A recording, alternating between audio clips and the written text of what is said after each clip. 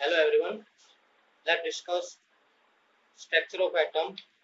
11th chemistry में ये सबसे इम्पोर्टेंट चैप्टर कहेंगे हम, क्योंकि अगर ये चैप्टर क्लियर होता है तो इससे जो केमिकल रिएक्शंस हैं वो तो क्लियर होंगी, और जो बेसिक नॉलेज है वो भी इसी के अकॉर्डिंग चलती है। क्योंकि स्ट्रक्चर ऑफ एटम में हमने लोअर क्लासेस में जितना स्टडी किया है उसमें इलेक्ट्रॉनिक कॉन्फ़िगरेशन एक नॉर्मल चलती थी, और यहाँ हम इलेक्ट्रॉनिक कॉन्फ़िगरेशन को डिटेल्ड इलेक्ट्रॉनिक कॉन्फ़िगरेशन को जो इलेक्ट्रॉन का अरेंजमेंट है उसको ऑब्जर्व करेंगे, उसको एनालाइज करेंगे, और उसी इलेक्ट्रॉन और इलेक्ट्रॉनिक कॉन्फ़िगरेशन के वे में हमारे पास चलती है केमिकल रिएक्शन। तो let's start our chapter structure of atom. सबसे पहले हमारे जो पास क्वेश्चन होगा वो है व्हाट इज एटम। तो एटम क्या है?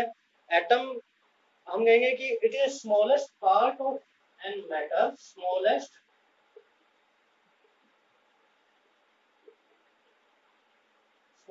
Part of matter which can not be further divided, जिसको हम फर्दर डिवाइड नहीं कर सकते। और जो एटम है उसमें एक डेंस न्यूक्लियस मिलेगी, एक सेंट्रली डेंस न्यूक्लियस, और इसके सराउंडिंग में इलेक्ट्रॉन्स है। वो अरेंजमेंट हम आगे देखेंगे यूनिट में कि किस तरह से इलेक्ट्रॉन का अरेंजमेंट होगा, और ये डेंस न्यूक्लियस जो है कितना स्पेस ऑब्जर्व कर रही है, कितना स्पेस ऑक्युपाई करती है। एक इंटरेस्टिंग फैक्ट ये है कि जो एटम है, इस एटम का 99.9% जो पार्ट है वो एम्प्टी होता है। यानी जो स्पेस ले रही है वो डेंस न्यूक्लियस ही ले रही है। उसमें न्यूक्लियस में हमारे पास अवेलेबल होते हैं प्रोटॉन प्लस न्यूट्रॉन, और सराउंडिंग में इलेक्ट्रॉन। अरेंजमेंट हम देखेंगे। सबसे पहले हम ये देखते हैं कि what is atom. Atom is the smallest part of an matter which can not be divided further. अगर हम इसकी हिस्ट्री की बात करें, एटम की हिस्ट्री की बात करें, तो जो 500 बीसी में 500 बीसी में डेमोक्राइटस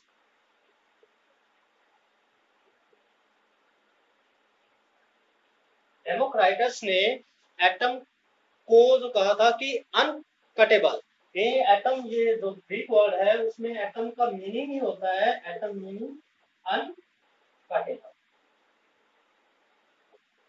मीन्स मान लो हमारे पास ये मार्करी है, हम इसको काटने लग गए स्मॉल स्मॉल पीसेस में, और हमारे पास बेस्ट इंस्ट्रूमेंट है।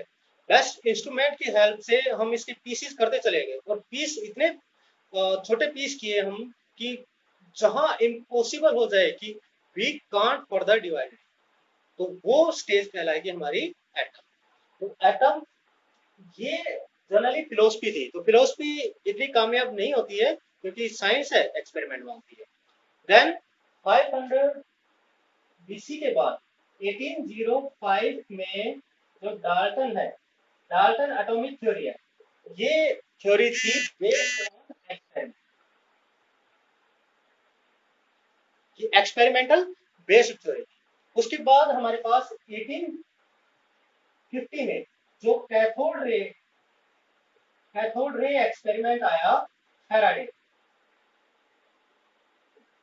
यहाँ से जो इलेक्ट्रॉन की डिस्कवरी है वो इजी हो गई, कि इलेक्ट्रॉन इसके सब एटॉमिक पार्टिकल एटम के बेसिकली हम कहते हैं कि electron, proton and neutron.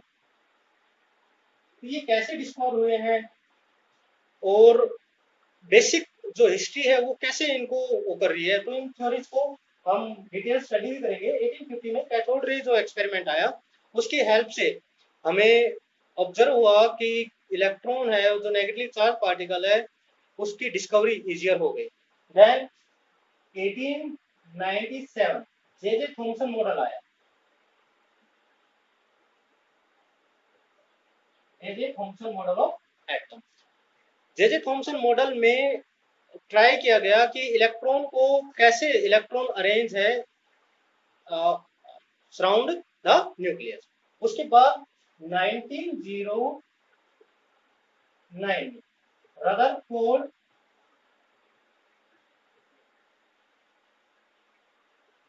Gold foil वाला experiment.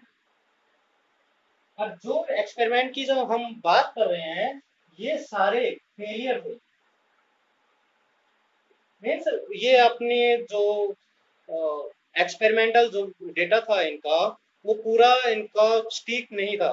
There was a loophole in this experiment. उसके बाद 1912 में बोर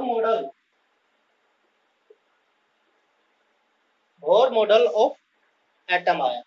अब बोर मॉडल ऑफ एटम जब आया तो ये एप्लीकेबल था केवल हाइड्रोजन के लिए, यानी मल्टी इलेक्ट्रॉन। हाइड्रोजन हमें पता है कि हाइड्रोजन में नंबर ऑफ इलेक्ट्रॉन हमारे पास कितने होंगे, ओनली वन इलेक्ट्रॉन।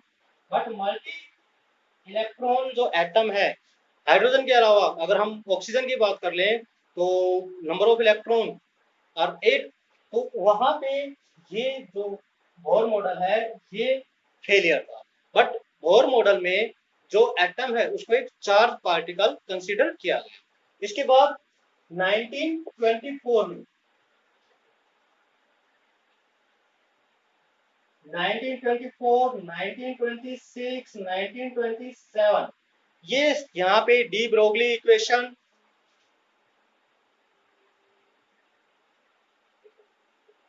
यहाँ इलेक्ट्रॉन की ड्यूअल नेचर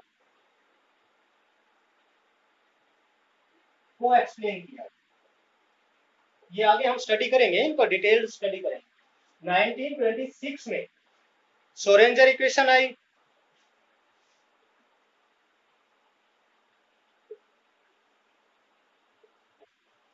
और जो अगर हम कहें 1932 में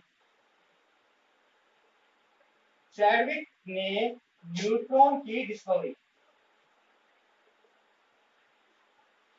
अब न्यूट्रॉन की डिस्कवरी के बाद जो हमारे पास क्वांटम मॉडल है एटम का वो सबसे एक्सेप्टेड मॉडल है, जिसमें जो क्वांटम मॉडल है एटम का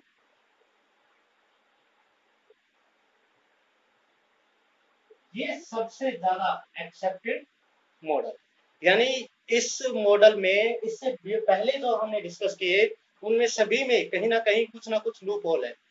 तो क्वांटम मॉडल जो है उसमें लगभग सारी चीजों का डिस्कस किया गया था। एटम एक,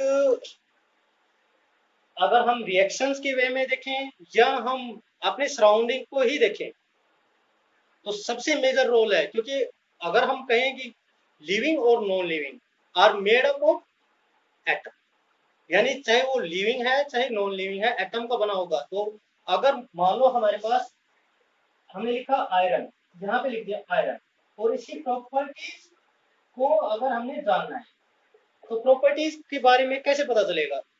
इसकी प्रॉपर्टी हमें पता चलेगी जिस जिस चीज से ये बना हुआ है, यानी इसके एटम की। अगर हमें इसके एटम्स की नॉलेज है तो हमें इसकी सारी प्रॉपर्टीज का पता होगा।